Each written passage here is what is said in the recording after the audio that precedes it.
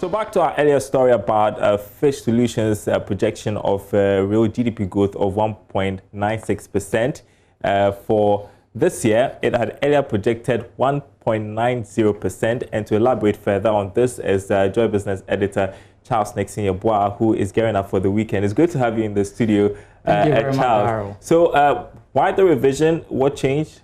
Well, Fitch basically is basing its argument on the fact that there will be some level of economic activities in the latter part of the year. We all know that the presidential and parliamentary elections is around the corner. Right. Unfortunately, there have been, the airport has been reopened. There is some level of port activities as well. So clearly, their argument is that economic activities would go up. And fortunately for us, we achieved a growth rate of 4.9% in the first quarter of the year. In the second quarter, it's likely that our economy will contract heavily. We might experience a negative growth rate in the second quarter of the year because there was some restriction. We almost spent close to a month at home for most employees or workers. So that's the argument. But if you look at the growth rate, it's one of the highest in the world, 1.96%. We will trail Ivory Coast and Uganda. Ivory Coast growth rate will be will hover around 2.6, whilst Uganda will be somewhere 2.13. So it will come as a good news for some businesses as well as government and household as well, in the sense that it will be able to give businesses some level of planning into the future.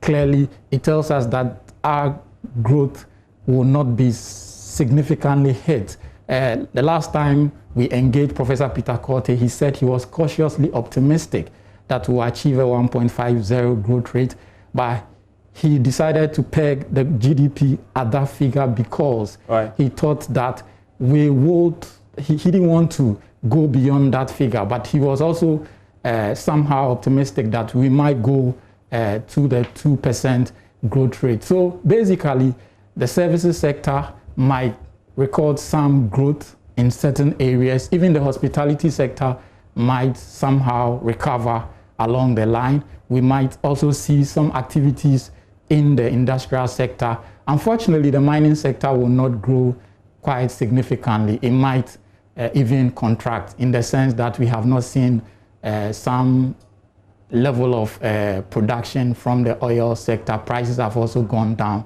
So in terms of production and earnings or revenue, it will not be that significant. But on a whole, it is good for the country because 1.96 is not a bad and that brings me to the next question, because it's interesting you mentioned that it is one of the highest worldwide. And so I was going to ask you how significant this is and what does it say about our recovery from the COVID-19 pandemic?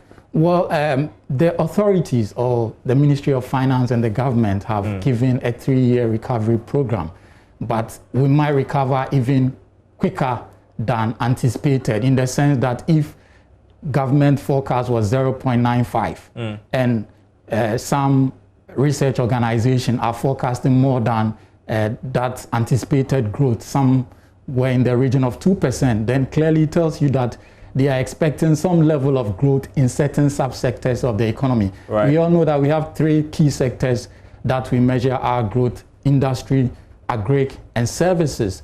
And we have various subsectors under these sectors. And some of these subsectors will record some level of growth.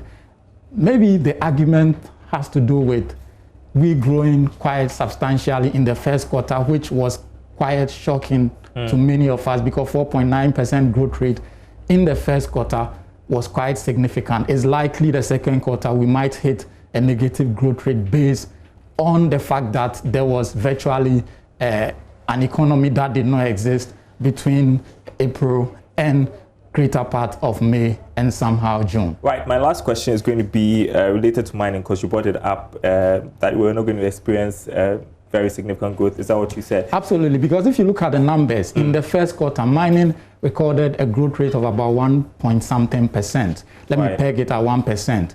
And clearly, if you look at the time where we have entered the epic period of COVID-19 pandemic, where prices of oil was plummeting and production had also gone down because there is less demand from the global economy. It tells you that the mining sector, which oil is a subsector, is not likely to grow as expected. But that to some extent will not be bad entirely, because in most cases we always bang our hopes on oil and mining growth. Yeah, because Fitch Solutions makes an interesting observation when it says that the country will enjoy high gold prices. We know what's happening with gold on the market, although crude oil prices have gone below its forecast price. If you look at the basket, I would have to go back and check in terms of the calculation which subsector has the highest,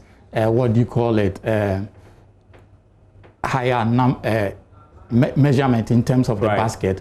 Then you'll be able to tell whether indeed there will be some significant level of impact on the mining sector. But the Statistical Service use mining as a subsector for both mining and oil. And don't forget that even in the mining sector, we have bauxite, manganese, and from all indications, we are not making earnings from these commodities, in the sense that demand have gone down, and oil, which is very huge, has also plummeted in terms of production and pricing. All right, thanks very much indeed, Charles Dixon Abuak there with that update on Fitch Solutions' projection of a 1.96 real GDP growth for this year.